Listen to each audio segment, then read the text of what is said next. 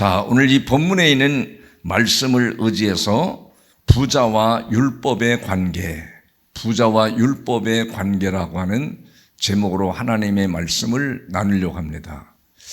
특별히 여러분, 우리가 삶을 영적으로 이렇게 조명해 보면 사람들이 의외로 막 기쁘고 즐겁고 행복하기보다는 무엇인가 쫓기며 불행하게 사는 사람들을 많이 목격하게 됩니다. 그 왜 그럴까 하는 생각이 늘 영적으로 이렇게 와 닿아요. 그렇기 때문에 마귀 사탄은 여러분이 행복하고 잘 믿고 잘 되는 것을 그렇게 시기하고 원하지 않아요.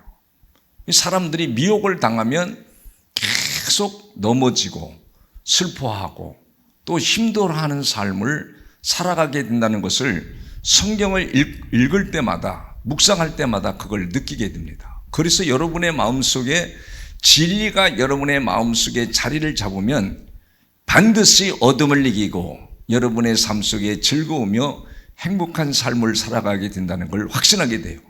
오늘 이 본문에 등장하는 인물이, 우리가 전반부는 한번 설교를 했기 때문에 간단하게 말씀을 요약하고 넘어가면, 오늘 이 18절에 나타나는 말씀을 보면 어떤 관리가 물어 이르되, 그러니 지금 누가복음에서는 관리로 나오고 또 마태복음, 마가복음에서는 부자 청년으로 나오고 또 관원으로도 나옵니다. 그러니까 지금 본문에 등장하는 이 부자 관리는 사회적으로도 좋은 위치에 있을 뿐 아니라 세상적으로 보기에는 아무런 흠이 없고 부족함이 없는 사람이에요. 세상 사람들이 모두 부러워하는 삶을 이 사람은 살아가는 거죠. 여러분, 우리가 인간이 사는 생활 동안에 모든 사람들이 다 원하는 소망이 있다면 이 세상에 사는 동안에 재물을 많이 갖기 원합니다. 많은 부자가 되고 더 나아가서 내가 잘 되기를 원하고 행복하기를 원하는 것은 사람들에게 가지고 있는 공통적인 분모예요. 이 사람도 사회적으로는 여러 가지 세상적으로는 부족함이 없이 화려하고 잘되고 부유한 삶을 살고 있음에도 불구하고 그 마음속에는 만족함이 없고 또한 슬프고 괴롭고 어두운 일들이 계속 반복적으로 찾아옴으로 말미암아 허무한 삶을 느끼는 게 된 거예요. 이 허무한 삶, 괴로운 삶, 자기 마음속에 찾아오는 돈이 있고 자기가 사회적인 지위가 있음에도 불구하고 기쁨이 없는 삶을 살고 있을 때 얼마나 답답하겠어요. 그래서 예수님을 만나면, 내가 영생의 복을 얻으면 내가 가지고 있는 고민과 좌절과 모든 것들을 다 떨쳐버릴 수 있다는 이런 확신을 가지고 예수님 찾아와서 두 가지로 질문하잖아요. 예수님을 첫째는 뭐라고 그랬죠? 선한 선생님이요 라고 물어봐요. 그럼 자기는 선하지 않다는 것을 반대로 나타나는 말이에요. 예수님은 선한 분이시다. 선한 선생님이시다. 여러분, 선한 분은 이 세상에는 어느 누구도 선한 사람이 없습니다. 로마서 3장 23절에도 사람이 죄를 범하였음에 하나님의 영광에 이를 수가 없다고 말하고, 23절에도 의인은 없나니 하나도 없다라고 말해요. 그러니까 이 세상에는 선한 이가 없습니다. 그러면 예수님에게 선한 선생님이여 갔을 때 다음 절에서는 19절에 그렇게 말해요. 예수께서 이르시되 내가 어찌하여 나를 선하다 일컫느냐. 하나님 한 분 외에는 선한 이가 없느니라. 하나님을 왜 선하다고 예수님이 말하냐면, 하나님만이 죄인을, 악인을 구속하시는 은총의 계획을 완벽하게 세우는 분이 하나님이라는 거예요. 그 하나님이 계획을 세워놓으신 그 계획을 선하다고 말하며, 예수님이 그 말씀을 순종하여 악인들 때문에, 죄인 때문에 십자가에 못 박히실 것을 가르치는 말씀이에요. 그러니까 예수님이 선한 분이죠. 죄가 없는 사람이 우리의 죄 때문에 십자가의 피를 흘리시는 분이 선하신 분이다. 여러분을 위해서 누가 희생할 사람이 있습니까? 요번에 동기 목사님을 만나봤어요. 네, 만나봤는데 신장을 이제 다른 사람, 건강한 신장을 가진 사람 거를 하나 다르려고 하는데 신청했는데 누가 주는 사람이 없다. 신장이 망가져서 투석을 하니까 얼마나 힘들은지 모른다는 거예요. 그 힘들고 고통스러운 이야기를 이렇게 말씀을 하는데 참 마음이 저리 오더라고요. 근데 오늘 이 본문에 나오는 이 사람도 내가 모든 세상에서는 완벽하게 모든 걸 갖추고 있어도 마음속에는 괴로움과 연민의 갈등들이 계속 몰려오니까 어떻게 하면 내가 무엇을 해야만이 영생을 얻을 수 있을까? 이 사람은 그렇게 생각하는 거예요. 내가 뭘 해야만이 영생을 얻을 수 있다고 생각한 거예요. 그때 예수님께서 19절에 그렇게 말합니다. 20절에 보면 내가 계명을 안 하니 간음하지 말라, 살인하지 말라, 도적질하지 말라, 거짓 증언하지 말라, 내 부모를 공경하라 하였느니라. 이렇게 예수님이 네가 계명을 알고 있지 않냐? 그랬더니 바로 예수님이 질문을 하시자마자 이 부자 관원이 뭐라고 말하냐면요, 여짜오되 이것은 내가 어떻게 말해요? 어려서부터 다 지켰나이다. 어려서부터 계명을 다 지켰다는 거예요. 이렇게 말했을 때 예수님이 잘했다. 야, 너 돈도 많고 어려서부터 계명을 다 지켰으니 참 위대하다. 이렇게 축복을 해줘야 되는데 예수님이 바로 다음 절에 22절에 그렇게 말합니다. 예수께서 이 말을 들으시고 이르시되 내게 부자 관리에게 내게 아직도 뭐라 그래요? 한 가지 부족한 것이 있으니, 한 가지 부족한 것이 있다는 거예요. 이걸 설명을 잘 못합니다. 영적으로 보지 않으면 못해요. 한 가지 부족한 게 뭘까요? 이 부자 관원은 돈 많은 이 사람은 네가 다 지켰어. 네가 다 가지고 있어. 근데 한 가지 부족한 게 뭐냐? 너는 진리를 모르고 있어. 진리를 알아야만이 네가 가지고 있는 세상 속에 있는 여러 가지 고민과 갈증과 만족함이 없는 불행한 삶을 떨쳐버리고 영생의 복을 얻을 수 있는, 너는 진리를 모르고 있어. 바로 진리가 뭐예요? 진리가 바로 예수님이 우리 죄 때문에 십자가에 죽으시고 부활 승천하신 주님을, 영으로 오신 주님을 우리가 영접하고 그분의 말을 드러내는 것을 진리를 아는 자라고 그래요. 귀로만 들은 것으로 끝나는 게 아니라 사람들은요, 귀로 다 들었다 이거예요. 그래서 나는 진리를 아는 사람이다, 이렇게 다 사람들이 착각할 때가 많아요. 주님이 그래서 그 말을 주신 거예요. 오늘 그렇게 말하면 내가 한 가지 부족한 것이니 내게 있는 것을 다 팔아. 내게 있는 것을 다 팔아. 가난한 자들에게 다 나눠주라는 거예요. 여러분 할 수 있겠어요? 예수님이 지금 내가 가진 재물을 다 갖다가 다 나눠줘. 여기에 초점이 있는 게 아니에요. 너는 진리를 모르고 있기 때문에, 진리를 아는 사람은 예수님이 말씀하는 거를 네가 받아들이고 순종할 수 있는데, 너는 진리를 모르니까 너 죄 때문에 십자가의 주님이 죽으시고 부활하신 주님을 너는 영접하고 그 진리를 받아들이지 않기 때문에 내가 말하는 걸 넌 순종할 수 없다라는 걸 그렇게 말한 거예요. 너 가난한 자들에게 내 재물을 다 팔아가지고 내 가지고 있는 걸 다 팔아서 나눠줘라. 그리하여야 하늘에 뭐가 있다는 거예요? 보화가 있다는 거, 하늘에. 그 보화가 바로 영생의 보관이에요. 그리고 와서 나를 따르라. 그랬더니 이 부자가 23절에 뭐라 했어요? 이 사람이 큰 부자이므로 이 말씀을 듣고 마음이 어떻게 했어요? 요동친 거예요. 심히 근심이 된 거예요. 여러분, 여기에 부자라는 것은, 이 부자라는 것을 여러분이 잘 알아야 돼요. 세상의 어떤 그 부자를 가르치는 말이 아닌 거예요. 문자적으로는 세상의 부자를 가르치지만 영적으로는 뭘 가르치냐? 여러분, 율법을 가진 자를 말하는 거예요. 이 사람은 어릴 때부터 율법을 다 지켰다고 그러잖아요. 율법을 다 지켜서 다른 사람보다도 내가 더 착하게 살고 거룩하게 살고 하나님 말씀을 누구보다도 잘 지키고 살았다는 거예요. 그런데 그에게는 영생의 복이 없는 거예요. 예수님이 그런 거예요. 너 영생의 복이 있어서 네가 세상에 아무리 많은 걸 가졌어도 너는 행복하지 않아. 너는 천국의 기쁨을 누릴 수가 없어. 여러분, 대한민국을 여러분에게 다 준다고 한들 여러분이 그 욕심이 그칠까요? 사람은 가지면 더 가지고 싶은 거예요. 욕망을 끝이 없는 거예요. 그러니까 여러분, 내가 예수 그리스도를 영접해서 진리를 믿고 진리를 받아들이고 그걸 순종하지 않은 사람들은 세상의 모든 걸 다 주어도 계속 부족함을 느끼고 사는 거예요. 괴로움과 고통을 느끼고 사는 거예요.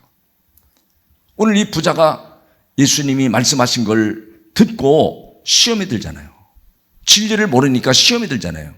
주님이 주시는 말씀을 전했는데도 그는 시험에 들고 근심하고 물러간 거예요. 그래서 예수님이 다음 절에 그렇게 말한 거예요. 24절은 예수께서 그를 보시고 이르시되, 그 부자 관원과 이 부자 청년을 보시고 이르시되, 재물이 있는 자는 뭐라고 그래요?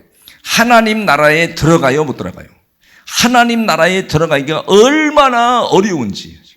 여러분, 재물이 있는 사람 하나님의 나라에 못 들어간다 그러면 하나님 믿을 수가 있어요, 못 믿어요? 재물이 있는 사람들이 얼마나 많아요, 세상에. 재물이 있는 자가 하나님에 들어갈 수 없다고 그러면 우리가 뭐 열심히 믿어서 복 받을 필요 없죠. 복을 안 받아야죠. 그러니까 이게 재물을, 여기서 재물과 부자를 무엇을 가리키느냐? 여러분, 재물과 부자는 구약에서는 내가 재물이 많다, 내가 부자다는 것은 축복의 상징이었습니다. 내가 축복을 받았다. 내가 재산이 많고 재물이 많은 것은 내가 하나님 말씀을 순종하고 그 말씀을 따라서 내가 부자가 됐다는 것, 부자를 상징하는데, 예수님은, 신약이 와서 예수님은 이 부자를 향하여, 재물을 가진 자를 향하여 뭐라고 표현하는가? 너는 그 재물로 인하여 내 삶이 얼키설키 꼬여져 가지고 어둠에서 너는 벗어나지 못하는 비참한 자라는 걸 말하는 거예요. 너는 하나님 나라에 못 들어가. 너 영생의 복을 넌 가질 수가 없어. 그 말하는 거예요.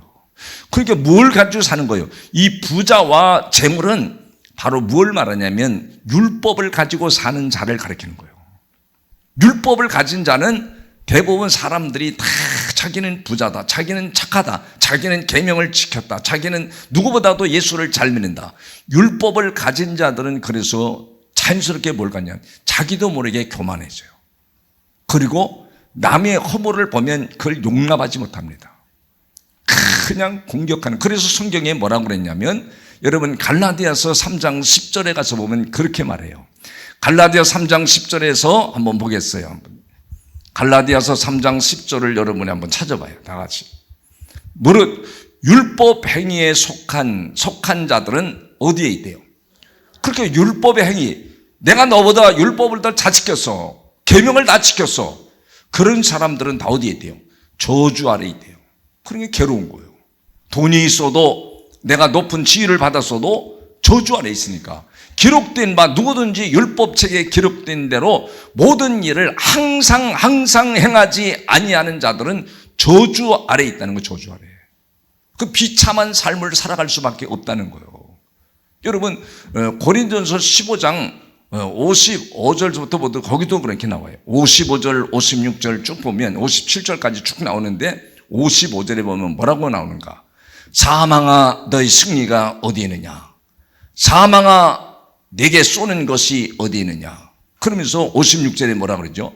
사망이 쏘는 것은 뭐래요? 죄요. 죄의 권능은 뭐래요? 율법을 가지고 사는 사람들은 계속, 여러분, 독사가 물으면 사람이 어떨까요? 모기가 물어도 얼마나 괴로운지 몰라요. 곤충이 여러분을 물어도 얼마나 고통스러운지 몰라요. 그러니까 여기에 사망은 쏘는 거래, 쏘아. 그러니까 여러분, 여기에 죄의 권능은 율법이라는데, 율법이 뭐예요? 율법을 가진 자는 계속 사람들을 독침을 놓는다는 거예요.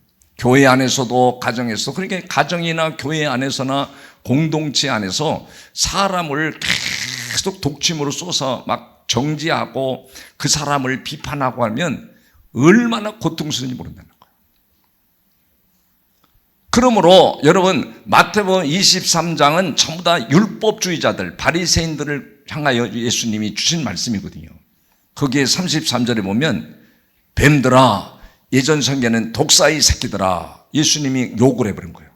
독사의 새끼들아. 지금 성경은 뱀들아 그러냐. 뱀들아, 독사의 새끼들아, 너희가 어떻게 지옥의 판결을 피하겠느냐. 지옥 간다는 거예요. 율법으로 사는 사람은 반드시 지옥 간다는 거예요. 가정에서도 여러분이 친구를 만나도 계속 이 죄의 권능은 율법으로 여러분을 대하면 여러분이 마음이 억장이 무너집니다. 여러분이 침체가 옵니다. 여러분이 계속 괴로워집니다. 그래서 이 마귀는 여러분을 침체시켜서 마음을 슬프게 하고 괴롭게 하고 염려하게 해서 여러분의 육체와 마음과 영혼을 침몰시켜버린다는 거예요. 여러분 속지 마시기를 바랍니다. 그러면 아멘 해야 되는데 여러분 그냥 눈만 뜨고 쳐다보는 거예요. 여러분 속지 마시기를 주의 이름으로 축복합니다.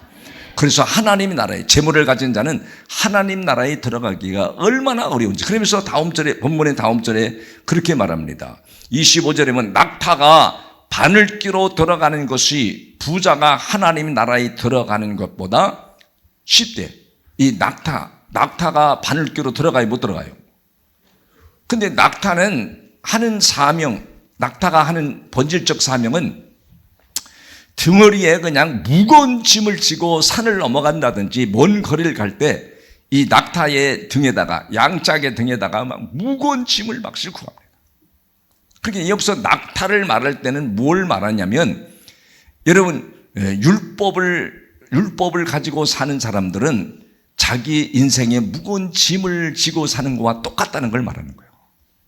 마태복음 11장 28절에도 수고하고 무거운 짐진 자들아 다 내게로 오라, 내가 너희를 쉬게 하리라. 거기도 무거운 짐진 자들아 다 내게로 오라는 것은 율법을 지고 사는 사람, 율법에 얽매여 사는 사람들은 여러분의 삶 속에가 무거운 짐을 지고 고통스러운 삶을 살아가는 것과 같다는 걸 말하는 거예요. 그러니까 여러분 낙타가 바늘귀로 들어가요, 못 들어가요? 못 들어가는데 또 무거운 짐을 줬어.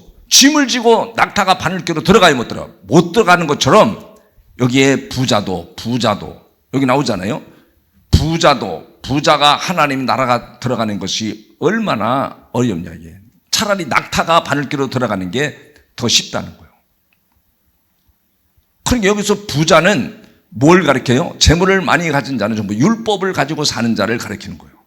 여러분 다음 절에 이렇게 제자들에게 이 말씀을 가르쳐 주니까 제자들이 뭐라고 그러죠? 바로 이 말씀을 듣는 자들이 이르되 그런즉 그러면 누가 구원을 얻을 수 있으리까? 그럼 누가 구원을 얻습니까? 누가 영생을 얻습니까? 누가 하나님의 나라를 들어갑니까? 그래 물어본 거예요. 그랬더니 예수님께서 다음 절에 이르시되 무릇 사람이 할 수 없는 것을, 사람이 할 수 없다는 건 율법으로 살고 아무리 자기가 거룩하고 똑똑하고 돈을 벌고 높은 지위를 가져도 영생에 들어갈 수 없고 할 수 없는 것을 하나님은 뭐라 그래요? 하나님은 하실 수 있느니라. 하나님은 하실 수 있다는 것은 하나님은 예수 그리스도를 이 땅에 보내셔서 죄인을, 악인을 건져내고 구원하실 수 있다는 것을 가르쳐 준 거예요. 그러니까 여러분 바로 다음 절 제자들이, 제자들을 대표하는 베드로가 여짜오되 보옵소서, 우리가 우리의 것을 다 버리고 어떻게 했대요? 주를 따랐나이다. 우리의 것을 다 버리고 주를 따랐다. 이런 고백을 한 거예요. 여러분 하늘나라의 축복, 영생의 축복이 무엇인지를 지금 제자들은 알아들은 거지요. 부자 관리는 못 알아듣고. 그러니까 주님 앞에 고백한 거예요. 우리가 모든 걸 버리고, 하나만 버린 게 아니라 모든 걸 버렸다는 건 내가 주를 위해서, 하나님 나라를 위해서, 영생을 위해서 내 모든 삶을 포기했습니다. 포기하고 나는 내 손해가 나도, 때로는 사람들에게 핍박을 받고 고난이 있어도 그런 걸 전부 포기하고 나는 하나님의 나라를 위해서, 영생의 길을 위해서 다 포기하고 주를 따르겠나이다. 이 고백할 때 주님이 얼마나 기쁘겠어요. 여러분 오늘날도 주님은 여러분이 그런 고백을 듣기 원하는 거예요. 하나님, 내가 율법을 버리고, 내가 가정에서나 교회 공동체에서나 율법을 버리고 오직 내가 손해를 봐도 내가 고통을 당해도, 내가 핍박을 당해도 내가 내 자신의 모든 걸 포기하고 희생하고 헌신하며 주를 끝까지 따르겠나이다. 따르겠나이다. 따르겠나이다. 이렇게 고백하는 신자를 오늘도 주님은 찾으시는 거예요. 그러니까 다음 절에 뭐라고 그러죠? 이렇게 가르쳐 주었어요. 그랬더니 이르시되 내가 진실로 너희에게 이르노니 내가 진실로 너희에게 알리겠다. 하나님의 나라를 위하여, 하나님의 나라를 위하여. 지금 하나님의 나라를 이들은 소망하잖아요. 이게 세상의 어떤 것보다도, 세상에서 얻을 수 없는 이 모든 것보다도 나는 하나님의 나라, 영생의 복을 갈망하는 사람들에게 말하는 거예요. 하나님의 나라를 위하여 집이나 아내나 형제나 부모나 자녀를 버린 자는, 여러분 주님은 그렇게 말하는 거예요. 하나님의 나라를 위하여 여러분 집을 버릴 수 있냐 이거예요. 아내를 버리고 형제를 버리고 자녀를 버리고 부모를 버릴 수 있냐 이거예요. 여러분 버릴 수 있어요? 버릴 수 있어요? 어떻게 버려? 주님이 버리라 그러면 우리 교회에 나오지 말아야지. 하나님 믿지 말아야지. 여러분 이단들은 이걸 그렇게 가르친다고요. 여러분이 하나님의 나라를 위해서 전토도 버리고 집도 버리고 아내도 버리고 남편도 버리고, 여러분이 이단 앞에 가는 거를 방해하면 다 버리라고. 자식도 버리고, 자식들한테 더 세뇌를 시키잖아요. 부모가 너 이단의 그 공동체에 가는 거 반대하면 부모 버리고 집 나와라. 나와. 단체 생활하라고 가르친단 말이에요. 그게 빠져가지고. 그런 말이 아닌 거예요.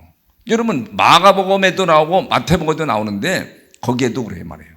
여러분 마가복음에 보면, 마가복음 가서 보면 크게 나와요. 거기에는 하나님 나라를 위하여 전토, 자기의 전토나 부모나 형제나 아내를, 부모를 버린 자는 100배, 현세에 있어서 100배의 복을 받는다고 그래요. 여러분 현세의 100배의 복을 받기 위해서 남편이 반다면 남편도 버려버리라는 거예요. 그렇게 가르치는 그런 공동체 이단을 가야 돼요. 근데 거기 가는 거예요. 여러분 여기서 버린다는 걸, 뭘 버린다는 걸 말하냐면, 지금 앞에서 말하는 이 부자는 율법을 가지고 살아요. 그렇기 때문에 여러분 율법을 다 지켰다고 그는 자백하는 거예요. 근데 너는 진리를 너는 안 받아들인다. 주님이 말하는 건 너는 믿지 않는다. 안 믿으면 여러분이 마귀에게 얽매입니다. 사탄에게 짓밟힙니다. 이 사람도 그래서 버린다는 것은 여러분이 공동체 안에서 집에 가서, 여러분의 가정에 가서 여러분 율법을 버린 자를 말하는 거예요.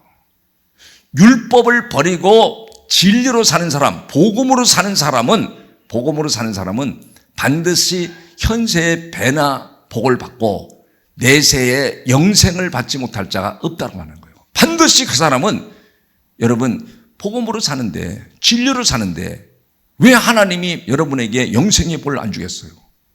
마지막 절에 그렇게 고백한 거 아니에요? 마지막 절에 현세의 여러 배를 받고 내세의 영생을 받지 못할 자가 없느니라. 여러분 영생의 축복이 있는 걸 제자들이 아는 거예요. 오늘날도 여러분이 이 사실을 알으면요, 하나님은 여러분을 통해서 위대한 일을 합니다. 여기에 서 있는 이사엘 목사도 이런 복음의 진리를 알기 때문에 세상 것을 보고 또 환경을 보고 가정에서 불어오는 여러 가지 어려움을 온다 할지라도 두렵지 않은 거예요. 그러니까 얼마나 마음속에 이런 거를 체험을 못하고 여러분이 살아가면 마음이 다 무너지는 거예요. 억장이 무너지고 괴롭고 고통스러워서 정신적인 질병, 육체적인 질병으로 바로 이어져 버립니다. 그러니까 여러분이 오늘 이 부자에게 말하는 거예요. 부자야, 네가 한 가지 부족한 거, 내가 말하는 진리를 너는 받아들이면 너는 사는 역사가 일어난다. 반드시 너는 현세에서도 행복을 느끼고 영생의 축복을 느끼고 또 하나님 나라의 그 비전을 너가 느껴서 하나님의 사랑을 받고 구원의 복을 받은 걸 확신하기 때문에 반드시 이 세상에 살아가도 고난이 와도 슬픔이 와도 모든 걸 이기고 승리하는 믿음의 주인공으로 살 수 있다. 더 나아가서 너는 죽어도 영원한 영생의 복을 받을 수 있는 자라고 주님이 선언한 거예요. 이 복을 여러분이 받으시길 바랍니다. 이 복을 받으시길 바랍니다.